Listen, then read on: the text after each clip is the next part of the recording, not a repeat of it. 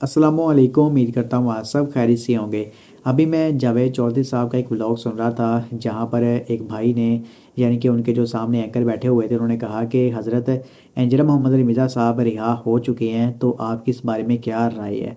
तो वहाँ पर जावेद साहब ने कहा कि जी बिल्कुल एंजला मोहम्मद अली मिर्ज़ा साहब रिहा हो चुके हैं, तो अब जेलम के अंदर उनकी सिक्योरिटी बहुत ज़्यादा हाई कर देनी चाहिए, यानी कि एंजल साहब को मज़ीद जो सिक्योरिटी देनी चाहिए।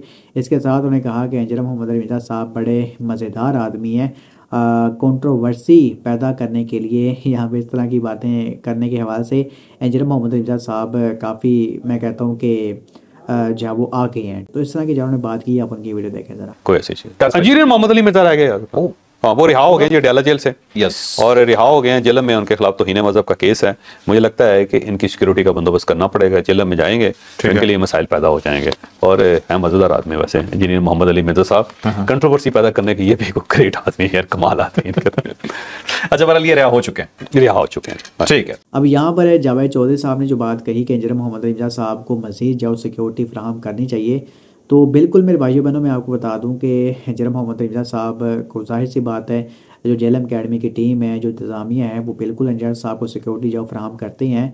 क्योंकि पहले ही हमें ये बात पता है कि पाकिस्तान के अंदर इख्तिलाफ़ राय को लोग बर्दाश्त नहीं करते। अगर आप उनके फ़िरक़े की तालीमात के ख़िलाफ़ कोई बात कर देते हो ना, तो वो आपके ऊपर जाओ गुस्ताखी का फतवा लगा देते हैं कि भाई इस बंदे ने जाओ गुस्ताखी सवाल से ना कर दी है। तो बहरहाल हम जितना भी ये बात कहते रहें कि एंजल साहब की सिक्योरिटी सख्त हो जाए या फिर और फ्राहम कर दी जाए, हमसे जाओ कई गुना ज़्यादा एंजल मोहम्मद अली साहब की जो टीम है, लीगल टीम है, उनकी एकेडमी की टीम है, वो ज़्यादा बेहतर तरीके से मेरे भाइयों बहनों इन मामलों को जाओ लेकर चलती है। ठीक है। और वैसे भी आपको पता है कि एंजला मोहम्मद अली साहब कहीं पर आते जाते तो हैं नहीं, यानी कि लाहौर का टूर हो गया, इस्लामाबाद का हो गया, इस तरह कराची का हो गया, इस तरह तो एंजला साहब नहीं करते। तो एंजला मोहम्मद अली साहब की सिक्योरिटी जो पहले से ही अल्हम्दुलिल्लाह जो सख्त है, और हम तो दुआ करते हैं कि अल्लाह पाक एंजला मोहम्मद अली साहब की हिफाजत है फरमाए, आमीन। अब इसके अलावा उन्होंने कहा कि एंजला मोहम्मद अली साहब एक मज़ेदार आदमी हैं और कंट्रोवर्सी जो पैदा करने के लिए जो वो एक अच्छा किरदार अदा करते हैं।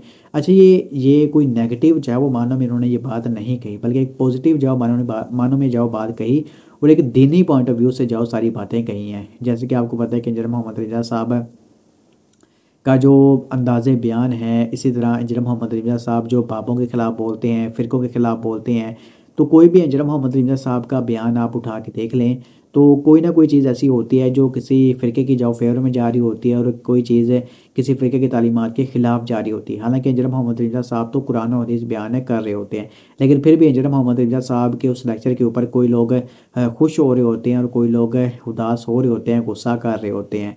तो इस तरह फिर आपको पता है कि मुख्तलिफ जो चीज़ें निकलती हैं, जहाँ पर लोग ना फिर एंजल साहब के ऊपर तनकीद करना शुरू कर देते हैं और कोई सपोर्ट करना शुरू कर देते हैं।